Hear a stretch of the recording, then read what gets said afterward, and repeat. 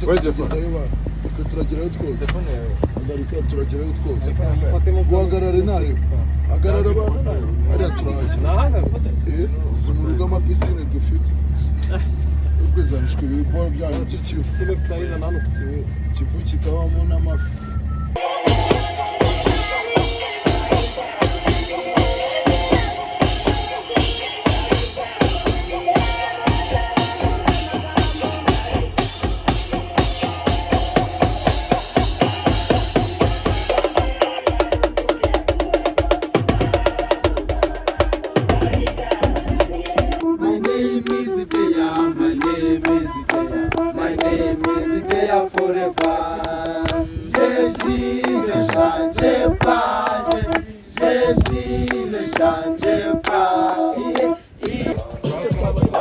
Bushi.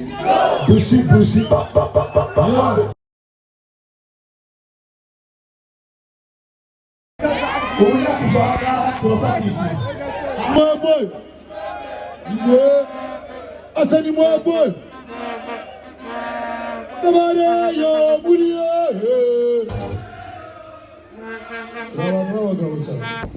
Ubundi kera hari umugabo witwaga Ndrava aza kuvumbura ubuki mwari hagati mu rutare. Ubwo yararebye abona atahagera n'amaguru atumira abagabo batatu harimo Shariyo na Bisuka na Ruganzu ngo baze bamuzirika amakamba ajye kuzana bwa buki babusangire.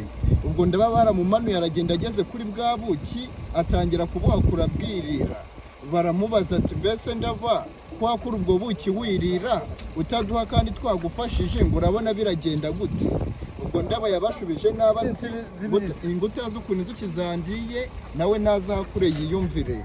Ubwo bagenze bararakaye bagize umujinya bahita baca ya migozi yari ifashe Ndava ahita ahubuka yikubitamo hariya hasi ahita apfa niko kuhitirira ku rutare rwa Ndava mu gifaransa je parle histoire de Ndava il y avait autrefois un homme qui s'appelle Ndava invati d'Imier Uroche.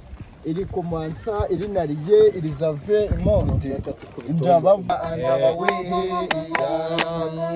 ngaza kuvumbura ubuki.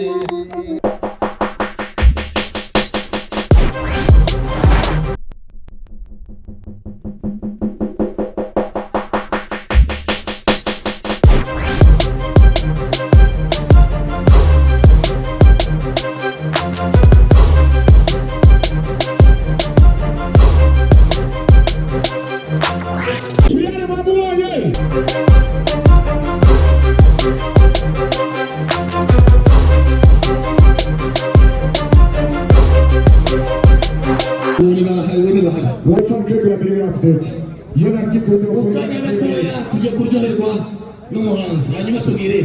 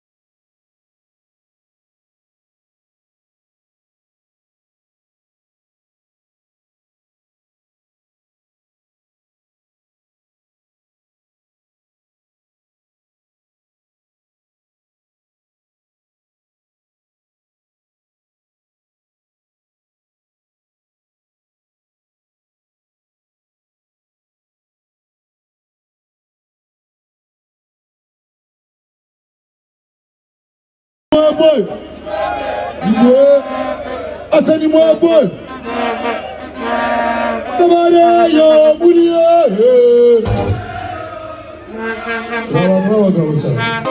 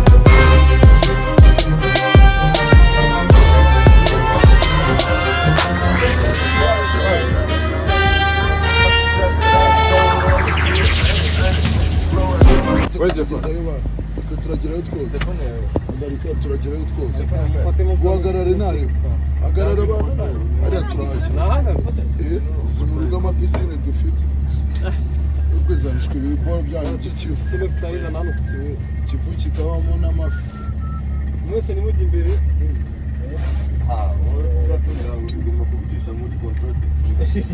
wafotoye Cloud 9, the cloud view. Hagarara nta ubundi minota yacu isigayemo reka tuyirangirize yaranze aho nandi kubona kuri ndetse hari abagenzi ufite wihagarara abantu tukirisha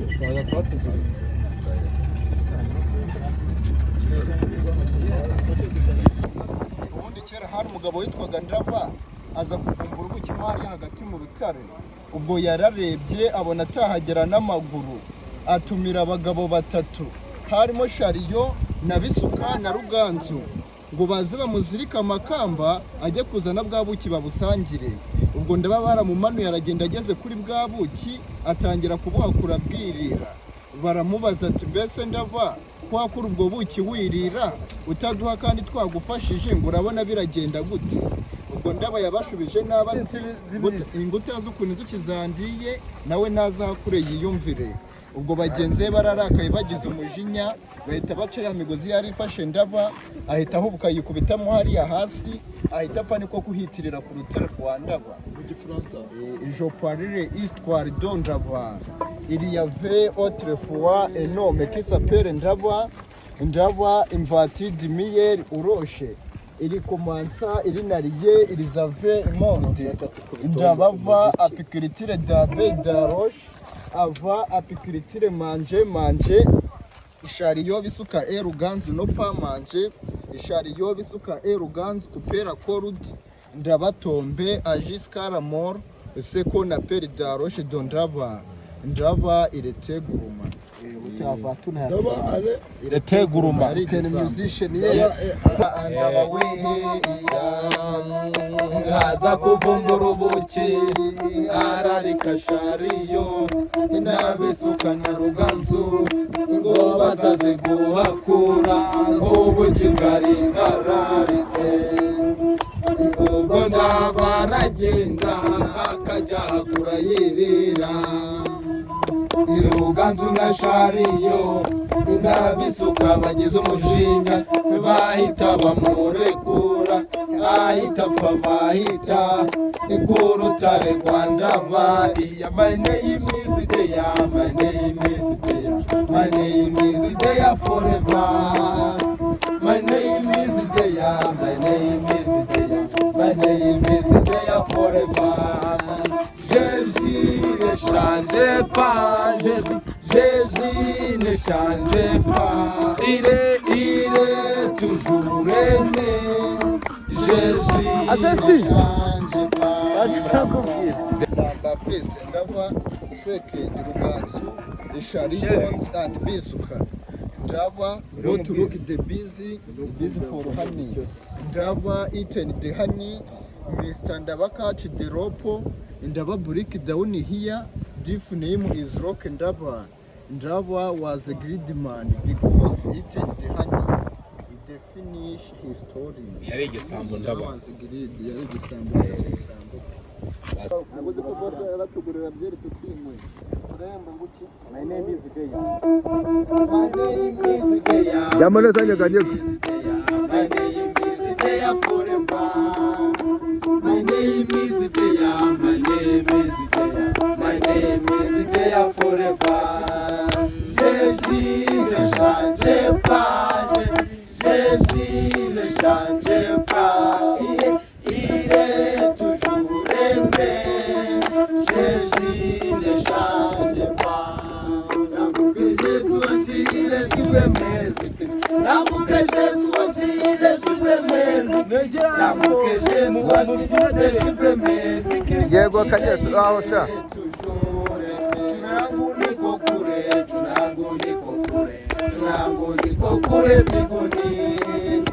Tunangu niko kure, tunangu niko kure, tunangu niko kure mbinguni. Wow, finish Finishes music. Yeah, kind of beautiful. beautiful.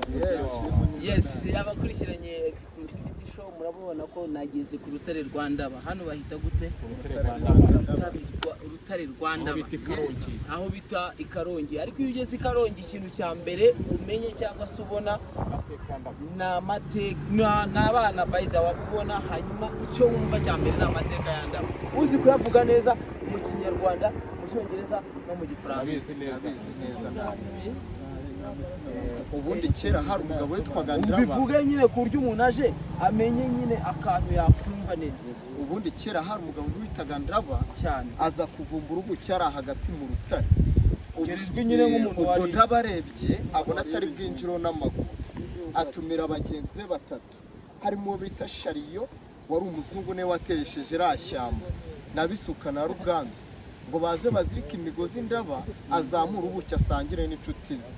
Baramubwira ati mbese Ndaba ko nta kintu ujyanye urubuzane mu buki urubuzane muki. Ubwo Ndaba yarabemereye ngo ninjira mu rutare ndazana ubuki nzane dusangire. Ubwo baramane bamugije abo hakora bwirira baramubwira ati mbese Ndaba kurya wenyine biri bugende biti. Ndaba yabashuje nayo gutaza ukuntu inzuki ziryana nawe nazakure yumva uko zimurya. Bagenze bahise barakara baca imigozi Ndabagwamo hasi mu mazi ahita apfa ariko kwita ku rutare rwa Atyo. Ndraba. Nanjye nyavuga mu Ngwino mu Gifaransa. Gifaransa. Uyu nguyu aravuga mu Cyongereza. Ubu nanjye nyavuga mu Gifaransa. Je parle histoire de Ndraba. Il y avait autrefois un homme qui s'appelle Ndraba. Ndraba invati d'Imier au rocher. Il commença, il nariait, ils avaient immorte. Ndraba va apiculture d'abeilles de roche. Ava apiculture manger. Ishariyo bisuka eruganzu no pa manger. Ishariyo bisuka eruganzu kupera korudi. Ndraba tombe a jusqu'à la mort. Ce qu'on appelle de roche de Ndraba. Ndraba il était gourmand. In English. Yeah, meaning of his story about Iraq Ndraba. About what? About Iraq Ndraba. Yes. Yeah, in the wrong time they are 4 men. In number first Ndraba, second Ruganzu, Sharions and Bisuk. Ndraba got to look at the busy. Ndraba eaten the honey. Mr. Ndraba catch the rope. Ndraba break down here. My name Iraq Ndraba. Ndraba it was great because eaten the honey. The finish.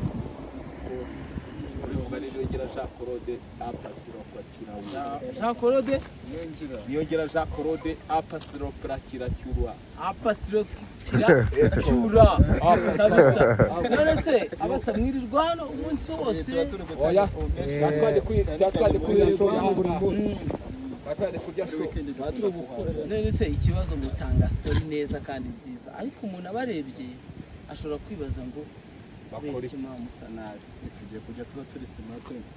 Twavuye no mu kazari. Ubu leta ije ikavuga fasha aba bana bazivuga batanga information basa neza. Ntabwo byishimiye.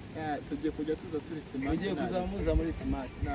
Wowe ufite imyaka ingahe? Ufite imyaka 20. ntabwo ubona se ko yatangiye kuza ameze neza nanjye ariko na 27 ngwino hano ako kaboro bakita gute? Ninjira ugacuranga neza ninjira yamagarizwa wiriwe amakuru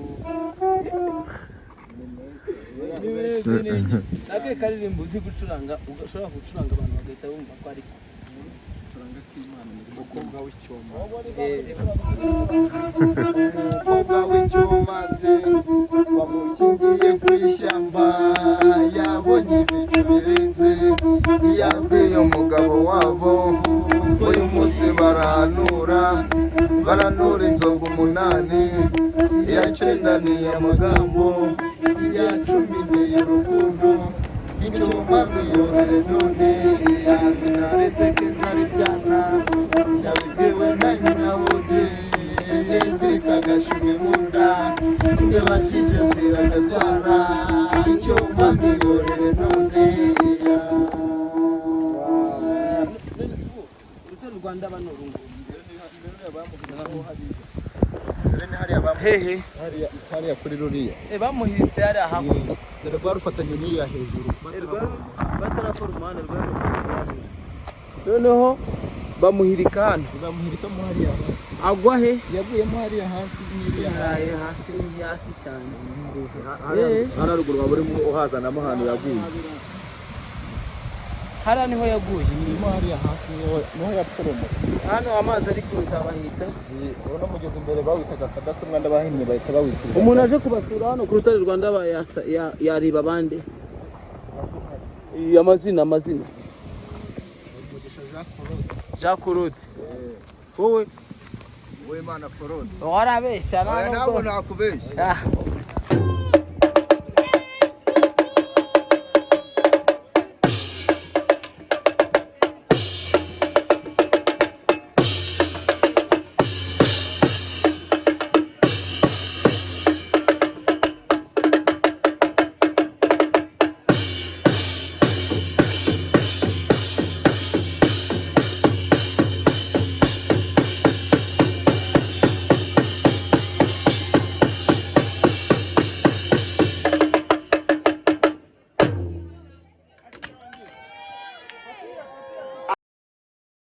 What?